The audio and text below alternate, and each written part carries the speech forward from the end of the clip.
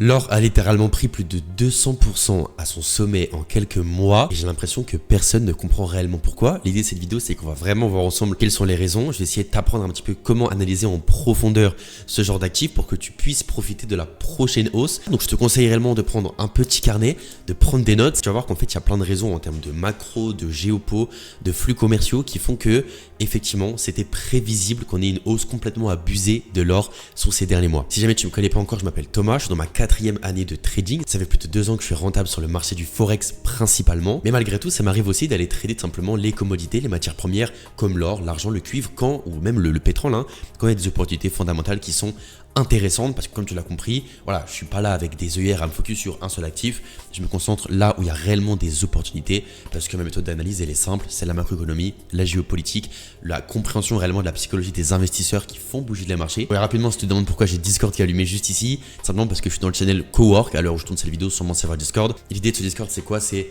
par exemple, il y a Mika qui bosse. En fait, c'est un Discord dans lequel tous les matins, même les après-midi, je suis dedans en train de bosser, de faire mon trading. Je partage un petit peu mes idées avec les autres traders, etc. Donc voilà, si jamais tu fais du trading, que tu te sens un peu seul, etc. et que tu veux vraiment jouer une communauté de mecs qui sont déjà rentables, qui sont vraiment dans le process pour faire beaucoup d'argent en trading et qui souhaitent vraiment en vivre, eh ben, je te mettrai en premier lien dans la description le lien pour rejoindre le serveur Discord. Alors tu vois, je t'ai créé un magnifique petit canevas histoire de résumer un petit peu tout le processus d'analyse. Bon, du coup, voilà, la première chose qu'on peut voir, c'est effectivement cette hausse absolument incroyable qu'on voit sur l'or là, littéralement en quelques mois. Là, on est en monthly sur le graphique, tu vois.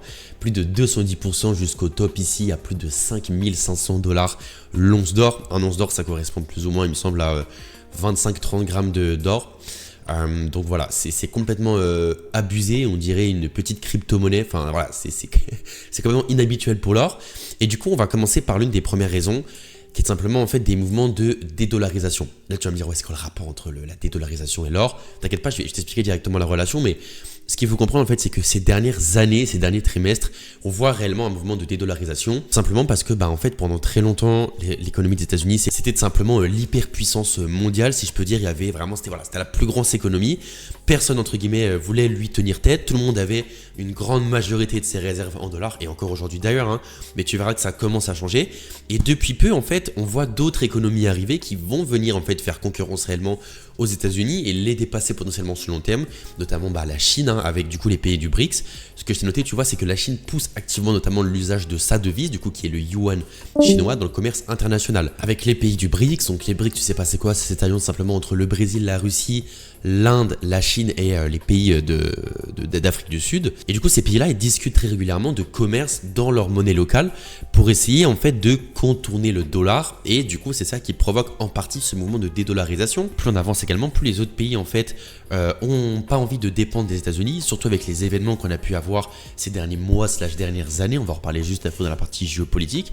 Et ça fait que tout le monde se détourne un petit peu du dollar. Alors évidemment, à l'échelle mondiale, le dollar reste majoritaire dans les réserves de change, mais on voit quand même ces mouvements. Et ce qui est important de comprendre, c'est que en fait, sur les marchés, c'est pas des flux qui sont entrants et sortants. C'est pas, voilà, tu as des flux qui arrivent de manière linéaire, mais c'est circulaire. Ça veut dire que si on a des flux vendeurs du dollar américain à l'échelle mondiale, à l'échelle vraiment globale, ok, sur des mois, et ça veut dire que tu as d'autres actifs qui doivent prendre de la valeur. Naturellement, voilà, si le dollar est vendu, tu as un autre actif quelque part qui va récupérer ces flux-là. Et l'idée, c'est que du coup, l'or en a profité, et je vais t'expliquer comment j'ai pu voir ça.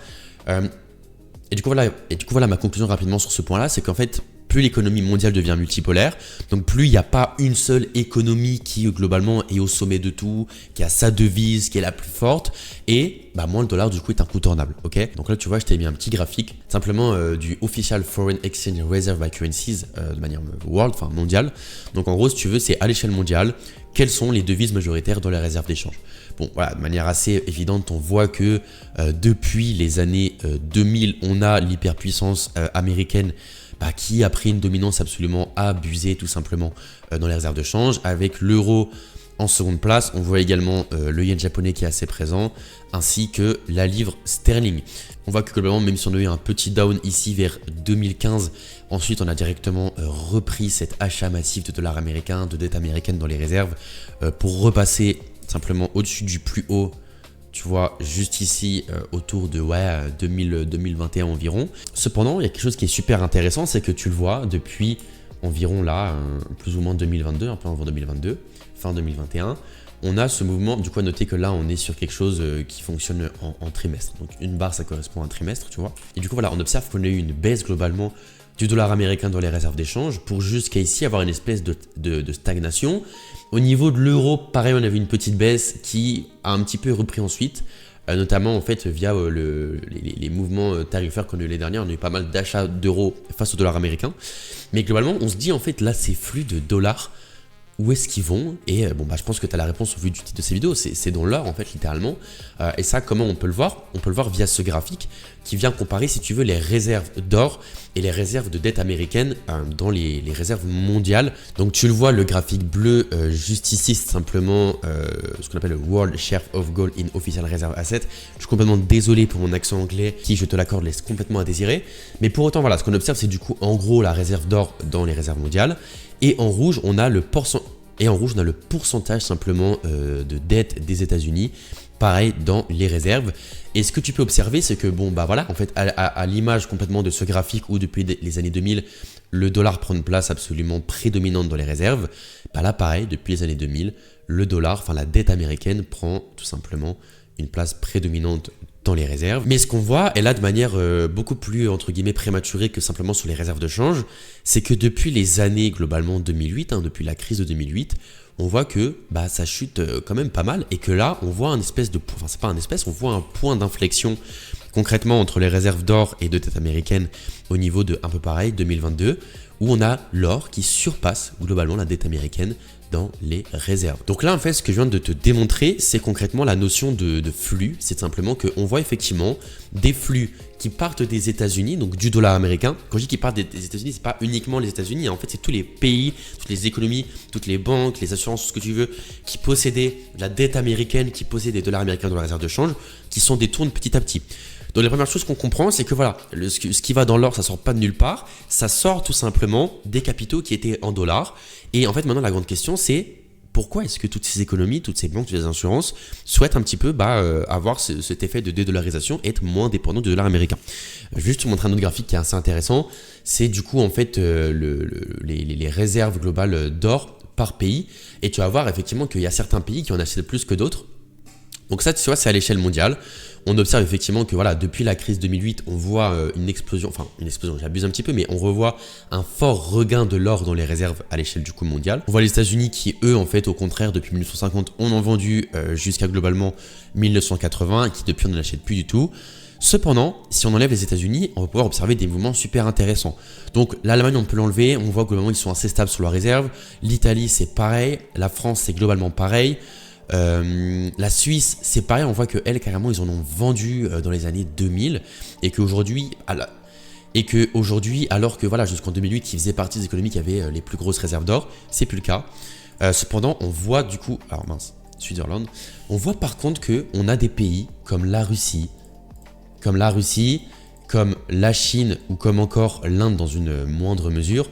Le Japon, on peut l'enlever, on voit que c'est quand même beaucoup plus modeste, qui achètent majoritairement de l'or. Et du coup, ça correspond, tu as compris, aux pays du BRICS, avec la Chine, la Russie, l'Inde, qui sont vraiment les plus grosses économies, les plus puissantes de simplement cette alliance-là. Et encore une fois, ça vient confirmer cette hypothèse, qui n'est plus une hypothèse du coup, ce fait de dédollarisation, où en fait on voit la Chine et cette alliance du BRICS qui vient réellement faire concurrence aux États-Unis et qui de toute façon d'ici les années 2030 en termes de puissance économique dépassera la superpuissance américaine. Donc voilà, ça c'est super intéressant et ça nous permet de comprendre d'où viennent ces flux concrètement. Et à partir de ça, en fait, ce qu'il faut comprendre, c'est ok, mais pourquoi du coup on se détourne du dollar? Et en fait, si on comprend ça, on comprendra globalement jusqu'à quand on va avoir cette tendance haussière sur l'or et est-ce que réellement elle est durable. C'est ce qu'on va étudier un petit peu dans la suite de cette vidéo. La géopolitique, on va dire que Trump 2, quand je dis Trump 2 pour cette vidéo rapidement, c'est juste, voilà, je parle de le deuxième mandat de Trump en tant que président des États-Unis. J'ai vu dernière fois quelqu'un qui disait ça sur Twitter, je crois, c'est que concrètement, Trump 1, le première fois qu'il était président, il y avait encore des adultes dans la pièce, alors que Trump 2, il n'y a plus d'adultes dans la pièce, il n'y a plus personne pour le contrôler, et ça part globalement en couille sur certains aspects. Voilà, le sujet, c'est pas de discuter de politique dans cette vidéo. Moi, tout ce que je vous dis, c'est qu'en tant que trader, honnêtement, Trump, il est assez relou, même s'il offre des opportunités intéressantes, ça peut être assez stressant de traiter dans un contexte trumpien, si je peux dire. Mais du coup, depuis voilà, Trump 2, on a eu pas mal d'événements géopolitiques. Donc là, les majeurs que j'ai notés, ça a été la guerre en Ukraine. Bon, là, pour le coup, qui n'est pas forcément lié à Trump. Au contraire, Trump instaure voilà, des pourparlers, etc. entre la Russie et l'Ukraine. On a eu également les tarifs de l'année en 2025. On a eu enfin là, toujours le conflit entre les US et l'Iran, qui n'est pas nouveau hein, d'ailleurs de Trump 2. Et voilà, de manière plus générale, juste Trump 2 en fait. On a vu là, depuis ce début d'année, la prise de Maduro au Venezuela, le président du Venezuela par les États-Unis, ils l'ont évidemment pris, ils l'ont emmené à New York pour le juger. Voilà. On a Trump qui veut posséder le Groenland, qui menace d'envoyer des troupes, mais c'est calmé ensuite. On a eu ça. On a eu les tarifs en 2025 qui ont littéralement fait chuter le S&P de plus de 25%. On a du coup toujours à l'heure actuelle le conflit et les menaces de Trump en Iran qui créent un pétrole ultra volatile. Donc en fait, on a un terrain d'incertitude géopolitique vraiment qui est assez important. En plus, depuis peu, j'ai même pas rajouté, mais on a également les craintes sur l'IA, même si pour le moment, en vrai, on est toujours sur un marché très bullish. En fait, on voit des potentielles craintes sur une crise de l'infrastructure IA, dans le sens où les investisseurs investissent des milliards de dollars dans l'IA, sauf que pour le moment, il n'y a pas de rendement. Et du coup, voilà, je pense pas qu'on va avoir une bulle de l'IA machin, mais on pourrait avoir une petite bulle de l'infrastructure IA, dans le sens où pour le moment, on investit dans toutes ces infrastructures-là, dans toutes les entreprises, mais il n'y a pas de rendement. Donc, on pourrait voir tout simplement un ras-le-bol des investisseurs en mode stop en fait, on investit dans le vide, comment ça se passe? Nous, on veut du cash. Voilà, je vulgarise énormément, mais en fin de compte, c'est ça qu'il faut comprendre. Et en fait, toutes ces craintes-là, ça donne un terrain fertile pour l'or, parce que du coup, l'or, ce qu'il faut comprendre, c'est ce qu'on appelle un safe haven asset, à l'image par exemple du franc suisse, ou encore du yen japonais, bon un peu moins en ce moment de par des questions de politique monétaire et de politique tout court au Japon. Mais voilà, je ne vais pas rentrer dans le sujet ici. Si tu veux que je te fasse une vidéo sur le Japon d'ailleurs, n'hésite pas. Je t'ai fait des petites vidéos récemment sur Telegram, j'ai un canal Telegram d'ailleurs en description, n'hésite pas à les check, où je partage toujours mes recherches, un petit peu mes analyses, même des trades que je partage au quotidien. C'est gratuit. Où je t'expliquais les raisons un peu qui faisaient que le yen était un petit peu moins un risk-off asset en ce moment. Mais dans tous les cas, voilà, l'or c'est un safe haven. Un safe haven, c'est quoi? C'est quand on a de l'incertitude, quand on a une crise, une guerre commerciale, une guerre armée, bref, une chute des marchés financiers, une bulle qui explose. Les gens se réfugient, veulent sécuriser leur argent et ils se réfugient dans l'or. Voilà, c'est quelque chose de concret, c'est un métaux précieux. Donc l'or est intéressant, même s'il n'offre pas de dividendes comme les obligations, comme les actions. Et c'est pour ça qu'il est acheté énormément dans un contexte de protection. Et du coup, c'est pour ça qu'on voit beaucoup de personnes essayer de se protéger. Dans un contexte en fait où on a toutes ces tensions, c'est plutôt intelligent de vouloir avoir de l'or. Voilà, pour la question géopolitique, je pense que j'ai pas besoin forcément de plus détailler sur ça. C'est assez simple à comprendre. Donc maintenant on va passer à un troisième point qui pour le coup, et je le vois abordé vraiment nulle part sur les vidéos qui parlent un peu d'analyse fondamentale et d'or. Je vais juste décaler ça. C'est la question de macroéconomie. Il faut savoir que l'or il a tendance à s'apprécier dans un contexte particulier, c'est quand les taux réels américains sont faibles. Rapidement, les taux réels, qu'est-ce que c'est? Ça va être simplement ton taux nominal fixé par la Federal Reserve, donc ce qu'on appelle les Federal Funds Rate, qui permettent simplement de financer derrière les banques commerciales, et les banques commerciales qui vont financer les Américains quand ils veulent faire par exemple un prêt pour acheter leur maison, un prêt pour acheter leur voiture. Il y a des taux qui sont appliqués là, et ces taux, c'est eux vraiment qui drivent l'économie. Et les taux réels, c'est en fait les taux nominaux, donc ce que je viens de te dire, moins l'inflation. Pour voir concrètement, si on soustrait l'inflation, à quoi ressemblent nos taux réels, comme le nom l'indique. Du coup là, tu vois, je t'ai mis le graphique des taux, qui tu le vois, sont en baisse, plus juste ici le graphique de l'inflation aux États-Unis, qui est quand même assez collante. Malgré tout, on a vu une belle hausse ici jusqu'à 3%. Là, on voit que ça se stabilise un peu à 2,7. On voit que là, globalement, par la suite, on a eu une baisse, même si on reste quand même sur 2,7, ce qui est au-dessus des attentes. Et on a quand même des perspectives qui montrent que l'inflation est encore assez collante. Et en fait, si on fait ça, ça nous donne ça, des taux réels qui sont en dégringolade du coup aux États-Unis. On voit qu'ils sont passés là de 3,5%, même 3,70%, à ici, moins 1%. Donc, ça donne des taux réels qui sont négatifs, qui historiquement est extrêmement peu arrivé. Du coup, tu vas me dire, ok, on a effectivement des rendements qui peuvent être moins élevés lorsque les taux réels négatifs baissent aux États-Unis. Du coup, les obligations donnent moins de rendement. Et du coup, en quoi c'est intéressant? Parce que comme tu le sais, l'or, c'est du métal. C'est comme si là, mon téléphone, c'était de l'or. Est-ce qu'il crée de la valeur? Est-ce qu'il t'offre des dividendes? Est-ce qu'il fait du profit? Non. C'est juste l'offre et la demande de mon téléphone qui va faire que son prix va monter, son prix va descendre. Et du coup, en fait, pourquoi c'est intéressant de posséder de l'or quand les taux réels négatifs? Parce que, comme je te l'ai dit, en fait, juste les actifs américains vont offrir des taux moins intéressants. Et du coup, ce truc de ah putain, posséder de l'or alors je parle des actifs américains qui offrent des gros taux, il est moins présent. Et du coup, acheter de l'or, c'est beaucoup plus pertinent dans un terrain où on a des taux négatifs. Et donc, tu vois, rien qu'avec ces différents éléments-là, qu'on a de base un terrain ultra fertile, ok, pour avoir une hausse de l'or. En fait, tous les indicateurs sont verts d'un point de vue fondamental pour avoir une hausse de l'or.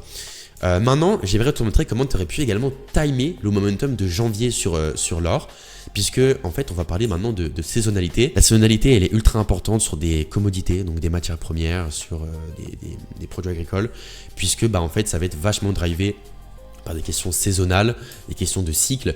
Et il faut savoir que voilà, donc là c'est directement un article financier que j'ai pris un petit screen, c'est pas moi qui ai écrit ça.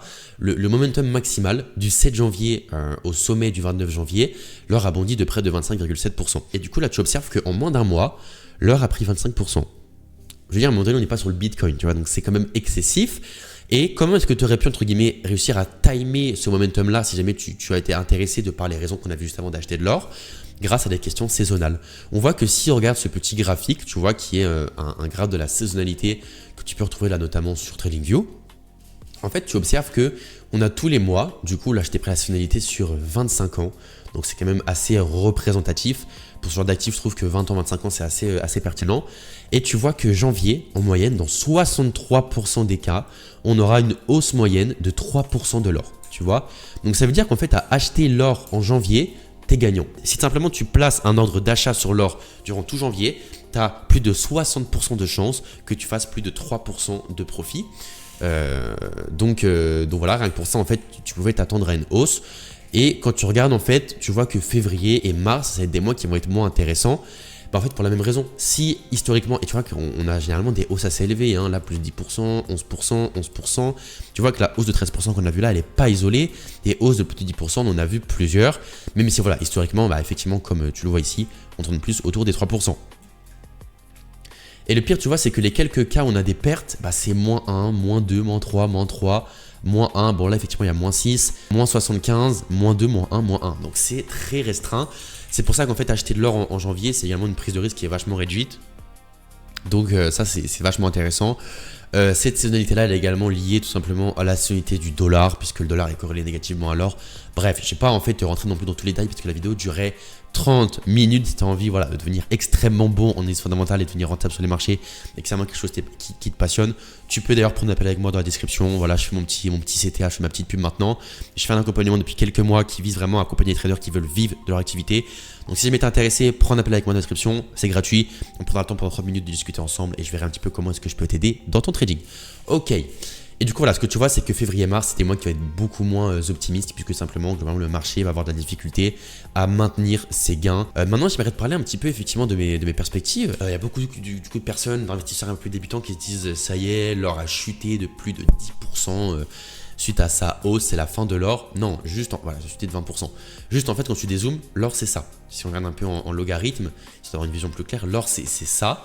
Donc, en fait, là, la correction, on la voit même pas. On voit juste une mèche. Donc, en fait, la correction, elle est super saine, en fin de compte. C'est juste que quand tu as une hausse complètement abusée comme ça, avoir une correction complètement abusée, c'est logique. Donc là, en fait, qu'est-ce qui s'est passé? C'est juste des mouvements de prise de profit. En fait, il faut t'imaginer que là, quand tu es ici, tu as des gens qui ont acheté ici, genre, qui ont, je sais pas, peut-être un stop ici. Et du coup, quand ils étaient là, ils avaient genre plus de 6 fois leur risque en profit, tu vois. Et dis-toi qu'il y avait peut-être d'autres personnes qui avaient acheté un peu plus ici. Là, on est, tu vois, quand même en 2025. Hein. On est fin 2025, donc c'est encore assez récent. Et eux, ils avaient genre ici, tu vois, 7 R de profit. Il faut te dire aussi que la plupart des banques, des fonds, ils achètent de l'or depuis bien plus longtemps. Et du coup, ils ont en fait au final là sur la table, des fois 25 sur leur risque quand ils arrivent ici. Et du coup, en fait, il suffit de voir des premiers mouvements de prise de profit. Et ça va entraîner une sorte de...